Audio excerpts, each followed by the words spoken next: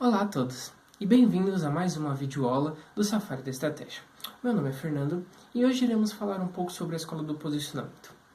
Bom, antes de começar, vamos falar sobre alguma coisa mais simples? Afinal, o que é uma escola? Bem, uma escola, na verdade, se forma quando existe um aglomerado de ideias semelhantes em um período próximo de tempo. Quando essas ideias que se complementam são agrupadas, aí então elas formam o que chamamos de escola. Mas afinal então, o que é a escola do posicionamento? Bom, em um resumo bem simples, a escola do posicionamento não traz nenhuma ideia inovadora. Ela simplesmente não vai se desviar muito daquilo que nós já vimos no passado. Ela só vai trazer uma maior ênfase na estratégia e nas análises realizadas nessas estratégias. Bom, voltando um pouco no passado, por volta da época dos anos 80, vamos ver que é nesse momento que a escola do posicionamento vai ter seu ápice. Até então, as escolas vigentes focavam muito em como desenvolver a estratégia, mas pouco se preocupavam na estratégia em si. E aí Berger já dizia, tanto na ciência como no amor, a concentração na técnica provavelmente vai levar à impotência. Bom, percebendo esse gap que a escola do design e do planejamento possuíam, Porter lançou um livro chamado The Competitive Strategy. O seu livro despertou um interesse e promoveu discussões entre aqueles que não estavam contentes com a falta de conteúdo e principalmente substância nas estratégias. Mas Porter não foi o primeiro a manifestar uma publicação sobre o conteúdo das estratégias. Tão menos foi o único responsável pela criação dessa escola. Porém, com seu livro, Porter instigou acadêmicos e construtores que juntos transformaram em pouco tempo essa escola dominante. Bom, já falamos um pouco sobre a escola e demos uma breve explicação dela. Mas afinal, quais são as premissas dessa escola? O que ela realmente nos traz? Bom, as premissas da escola do posicionamento pouco vão se desviar da escola do planejamento, como já falamos no passado. Principalmente da escola do design, apenas com uma exceção-chave nessa última. A maior contribuição que ela trouxe foi a limitação sobre as estratégias. Ao contrário do que propunham as escolas passadas, e principalmente a escola do design, que trazia como premissa a necessidade de uma única estratégia customizada para cada empresa, a escola do posicionamento traz várias ideias, um amplo leque, e diz que é melhor haver poucas estratégias focadas para o setor, estratégias-chaves que prevêem como se defender contra concorrentes atuais e futuros. Com base nesse novo modelo, a estratégia da escola do posicionamento criou um conjunto de ferramentas, um leque, para que fosse possível analisar e diagnosticar o ambiente, e assim ajustar os modelos estratégicos de acordo com cada setor em qual ele se encaixava. Assim, a chave para o sucesso desse novo modelo está no uso da análise para fazer as correlações corretas. Apesar do processo ainda ser controlado e consciente, assim como nas outras escolas, aqui o foco era muito mais nos cálculos, para selecionar qual a melhor estratégia genérica. Estratégia genérica é essa que se refere como, por exemplo, a diferenciação do produto. Além disso, a escola manteve a ideia de que a estratégia precede a estrutura, apenas acrescentando um único fator importante antes dessa, que é a estrutura do setor. Assim, logo, o setor vai influenciar a estratégia e a estratégia vai influenciar na estrutura organizacional da empresa. Como nas outras escolas, aqui o executivo principal ainda se mantinha como o estrategista. No entanto, o planejador obteve um novo grau de importância. Esse se tornou um analista com a função de entender as informações adquiridas através da pesquisa e dados e repassar então isso para o estrategista, para que ele possa escolher então a melhor estratégia genérica do grande leque de estratégias. Podemos resumir as ideias principais em 5. A primeira seria: a estratégia são posições genéricas, especificamente comuns e identificáveis no mercado. A segunda: o mercado é um mercado econômico e competitivo. Terceiro, o processo de formulação da estratégia é, portanto, a seleção das posições genéricas com base em cálculos analíticos. Em outras palavras, a formulação da estratégia é analisar e escolher a melhor estratégia genérica de acordo com a necessidade e do qual o mercado da empresa está posicionado. Quarta, os analistas desempenham um papel importante nesse processo, passando os resultados dos seus cálculos para os gerentes, que assim então controlam as opções. E quinto e por último, as estratégias saem de um processo totalmente desenvolvidas e prontas para serem implementadas. Bom, agora que entendemos um pouco sobre a escola do posicionamento, vamos visitar 3 ondas do pensamento que se deram durante todo o período dessa escola.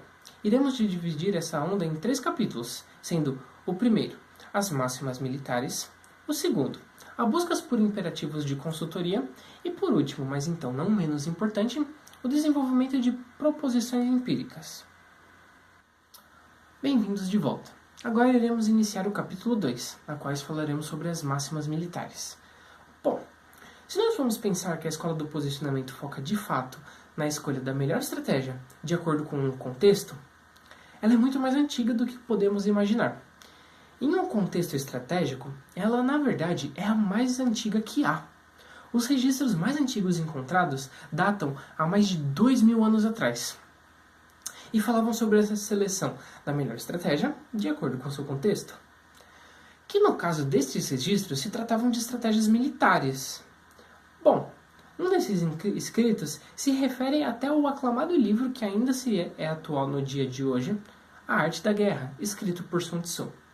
Esse livro foi inicialmente escrito por volta de 400 anos antes de Cristo. E nesse livro, Sun Tzu traz diversas máximas, ou seja, estas que seriam palavras de sabedoria sobre a guerra.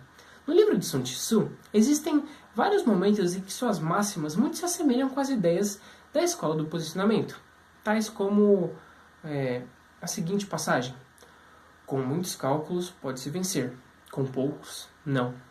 Tem muito menos probabilidade de vitória aquele que não faz cálculo algum. Além de Sun Tzu, outro grande pensador foi Karl von Clausewitz, que se destacou por sua obra-prima da guerra. Este onde Karl tentava substituir conceitos fixos e padrões impostos na guerra por um conjunto de princípios flexíveis que se adaptavam de acordo com a necessidade do ambiente militar. Para isso, Clausewitz disse que era necessária uma organização formal, na qual as ordens fossem obedecidas sem qualquer questionamento, só que, no entanto, ainda era necessária a iniciativa dos seus membros. Para isso, foi necessário definir a missão e dar controle total sobre a execução ao indivíduo encarregado.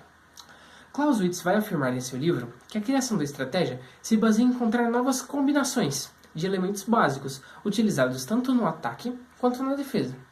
Para Clausewitz, os estrategistas tradicionais limitam-se a combinações já existentes. Assim, grandes comandantes como Napoleão, conhecidos por sua capacidade de ganhar diversas batalhas seguidas, até mesmo batalhas com desvantagem numérica, realizam o que os estrategistas normais não fazem: procurar e executar novas combinações desses elementos básicos de guerra.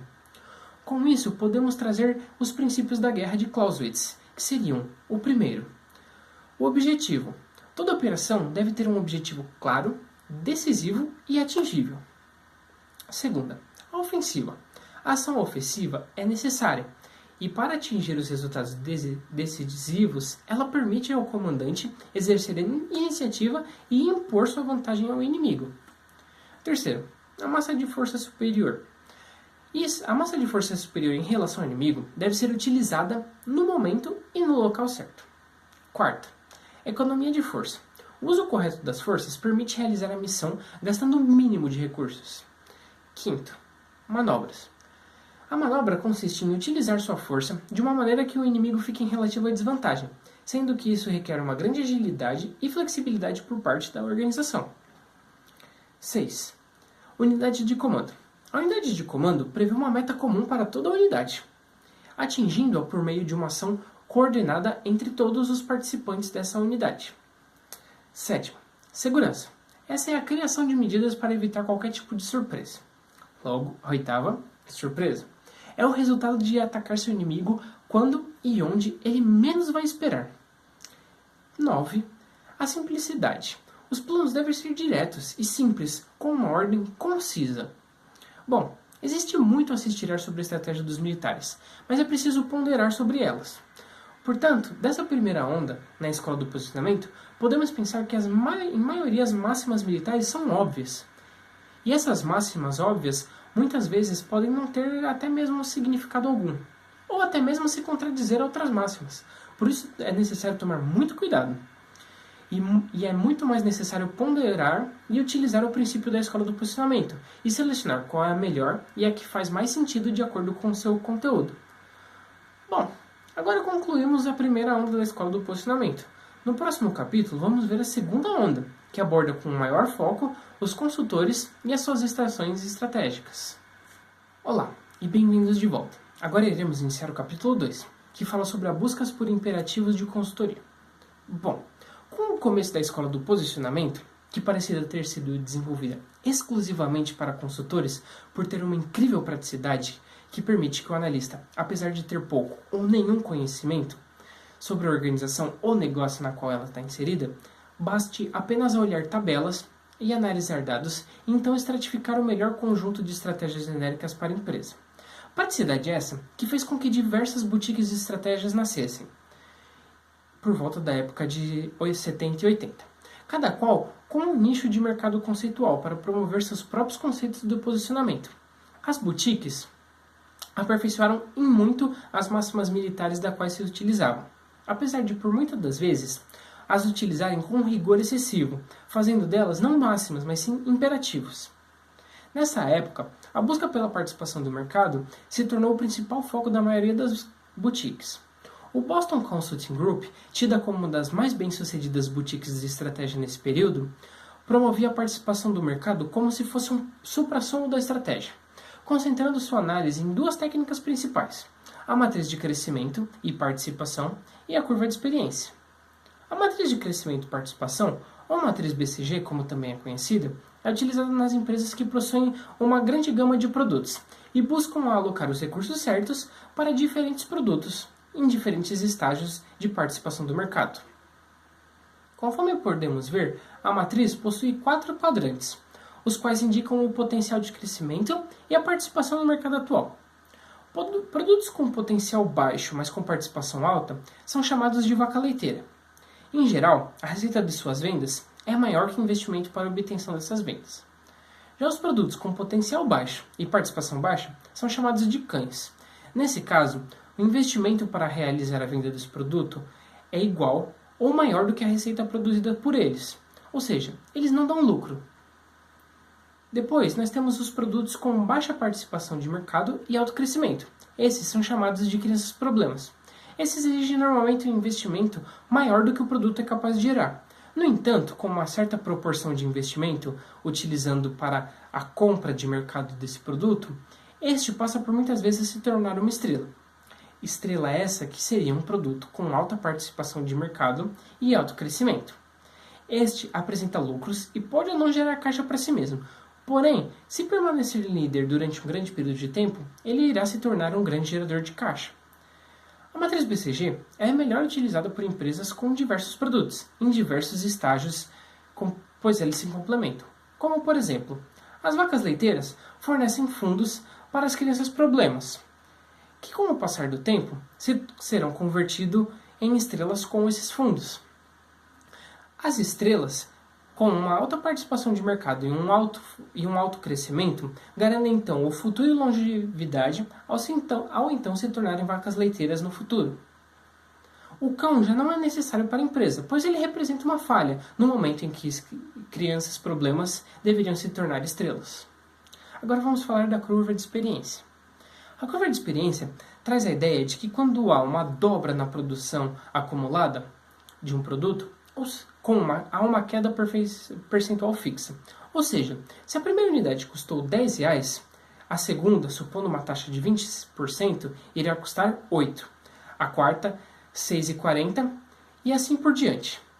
O que está representado nesse gráfico, como podemos ver, de acordo com o acúmulo de megawatts das empresas, o seu custo por megawatt diminui. Agora passamos pela PINS. PINS é uma sigla para Profit Impact of Market Strategies, ou seja, o impacto de estratégias no mercado que gera lucro. Foi desenvolvido em 1972 pela GE. A PINS busca por uma série de variáveis como posição de mercado e qualidade de produtos estimar o retorno esperado sobre o investimento. No entanto, tanto o modelo PINS quanto o modelo da matriz BCG não conseguiam distinguir o chegar lá de estar lá. Qual o resultado disso? Diversas empresas afundaram, ao momento que seguiam esses imperativos das empresas de consultoria. Com essas fatalidades empresariais, vamos finalizar agora o capítulo 3, e vamos adentrar o capítulo 3 falando sobre a terceira onda da escola do posicionamento. Agora iremos falar sobre o terceiro capítulo, no qual iremos entender um pouco mais sobre o desenvolvimento das proposições empíricas. Bom, agora, na terceira onda da escola do posicionamento, é onde vai acontecer o verdadeiro boom e o ápice de toda a escola, ganhando grande importância e relevância depois de 1980. Essa onda constituiu por uma busca empírica e sistemática por condições externas e estratégias internas. Nesse momento, acreditava-se que um estudo sistemático poderia revelar as estratégias ideais a serem usadas de acordo com o seu ambiente. Em 1980, Porter lançava o seu livro Competitive Strategy e logo em seguida o seu outro livro intitulado Competitive Advantage. Esses livros ofereceram um grande conjunto de conceitos onde estrategistas podiam construir suas estratégias de acordo com sua necessidade. O mais importante desses conceitos foi seu modelo de análise competitiva, onde nesse Porter busca, com 5 indicadores, entender o ambiente que uma organização está inserida. Conforme podemos ver nessa imagem, temos aqui todas as forças de Porter. Temos primeiramente na parte de cima os novos entrantes. Nesse quadrante, vemos possibilidades para que novos competidores entrem no mercado. Analisamos então as barreiras que dificultam a entrada de qualquer concorrente. Barreiras estas como uma economia de escala, política governamental, identidade de uma marca, entre outros. A falta dessas barreiras torna o ambiente muito propício a novos entrantes e possíveis concorrentes. Depois disso, logo aqui na parte de baixo, temos os produtos substitutivos, ou seja, produtos similares, porém não idênticos. Como um bom exemplo, podemos ter um presunto e a mortadela. Caso os preços de um sofram um aumento inesperado, os clientes sem muitos problemas irão substituir o produto mais caro pelo produto mais barato. Agora, aqui no quadro da esquerda, temos o poder de barganha dos fornecedores. Esse se refere ao poder de negociação de um fornecedor. Por exemplo, se existe só um único fornecedor de um insumo necessário, isso leva esse fornecedor a ter um poder extremamente alto. Além do controle exclusivo de produção, alguns dos outros fatores que aumentam o poder de barganha do fornecedor são o custo de troca do fornecedor, a diferenciação de insumos, os impactos dos insumos no custo, entre alguns outros. Agora no meu quadro direito, temos o poder de barganha dos clientes. Nesta área é analisada a quantidade de compradores e qual a relevância individual deles para a empresa. Caso a empresa possua poucos clientes e esses clientes representem uma grande parte da receita da empresa, consideramos que esses clientes têm um alto poder de barganha, pois eles podem exigir menores preços e uma melhor qualidade nos produtos. Por último, no centro, temos os concorrentes já presentes no setor.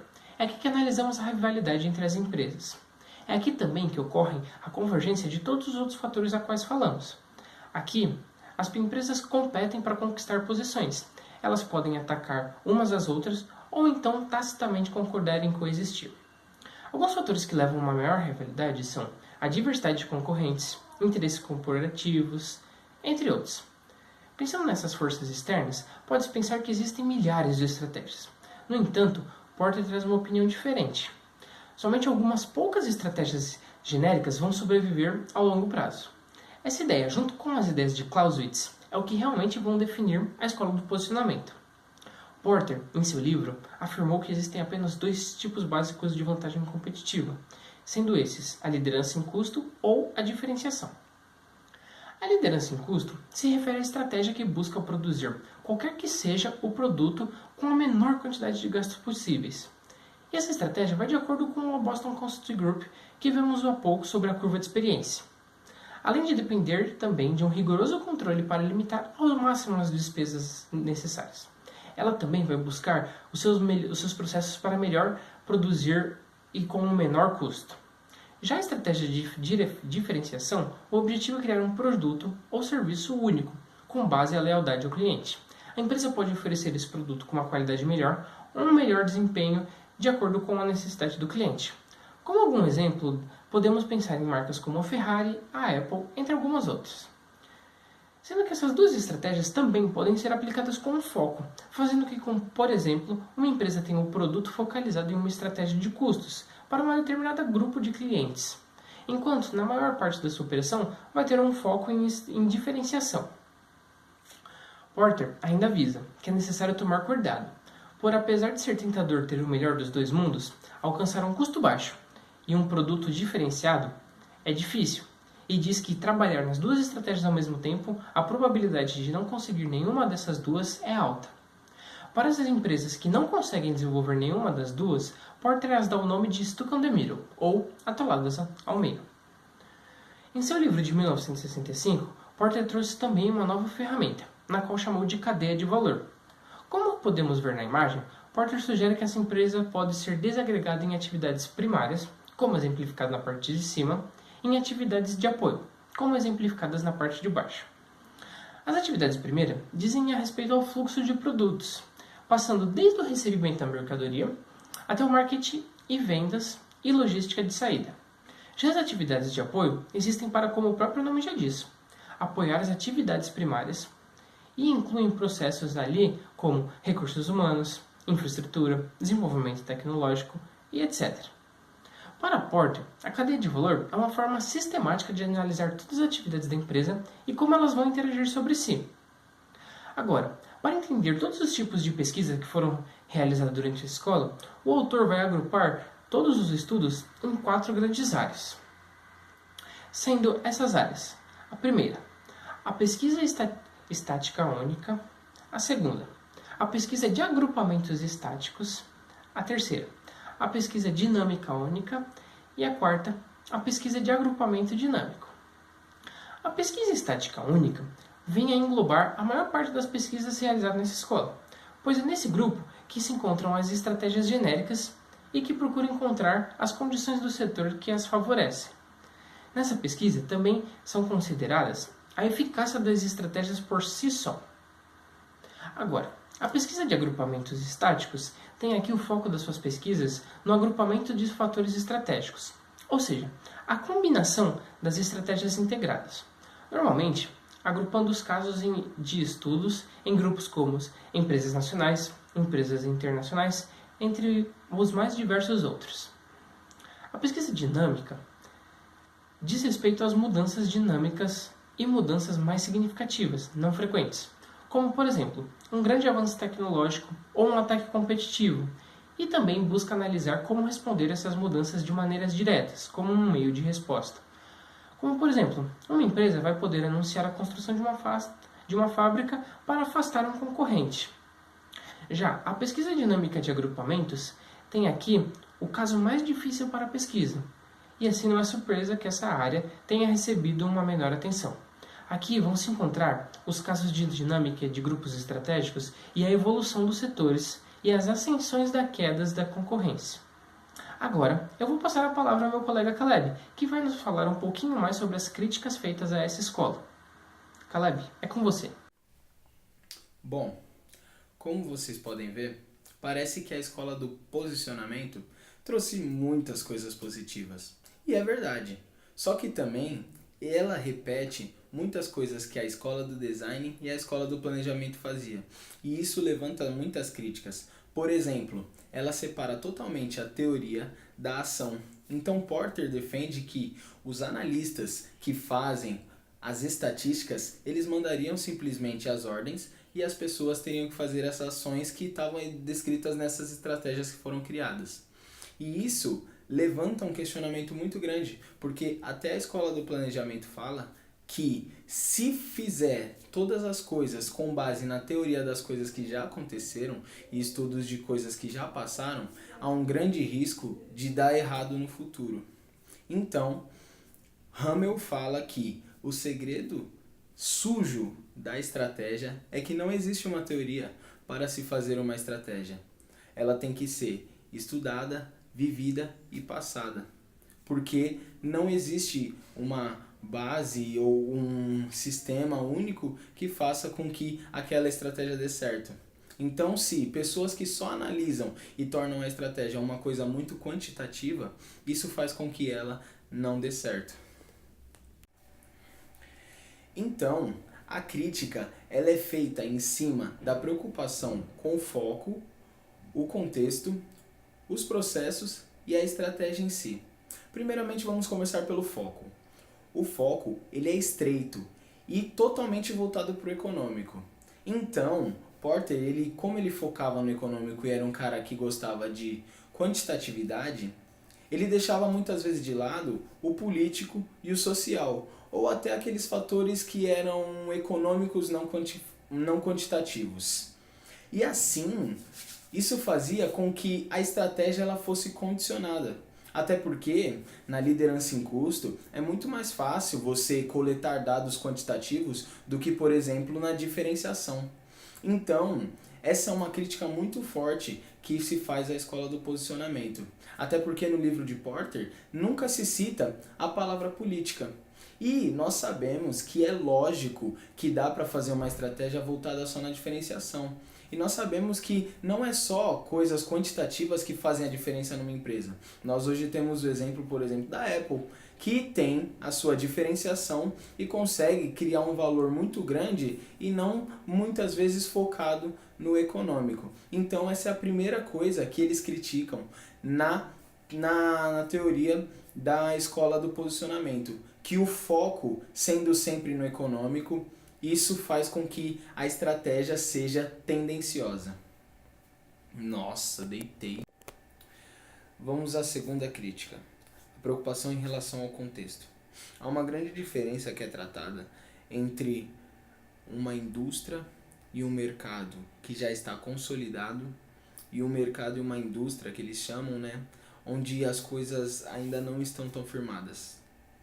Como a escola do posicionamento e Porter defende que a estratégia ela tem que ser formada através de fatos que aconteceram, ou seja, de dados e informações, isso faz com que um mercado novo ou uma indústria que não está tão consolidada, ela faça com que tenha controvérsias.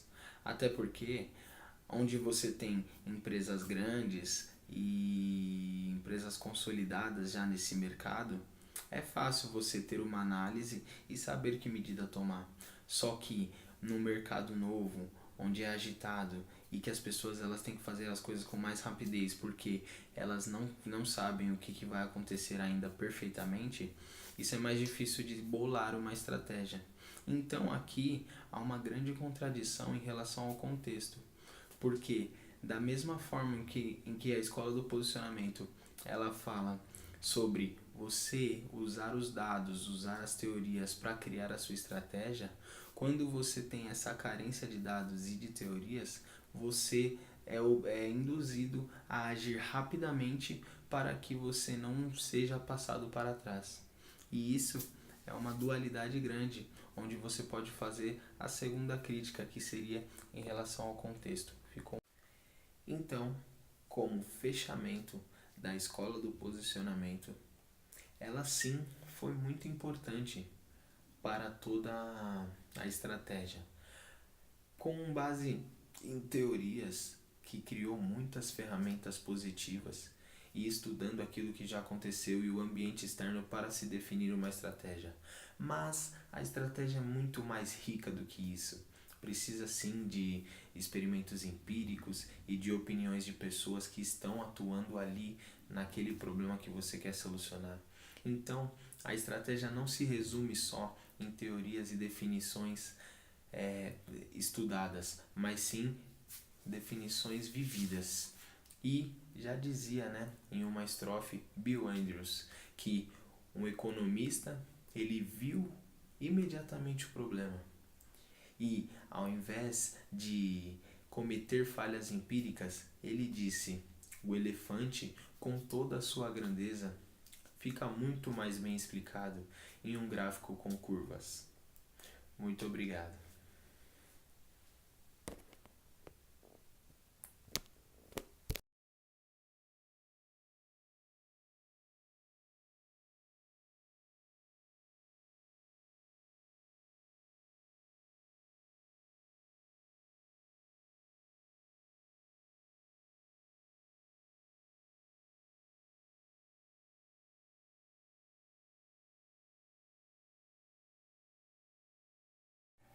E por último, mas não menos importante, a quarta crítica, que é a preocupação com a estratégia.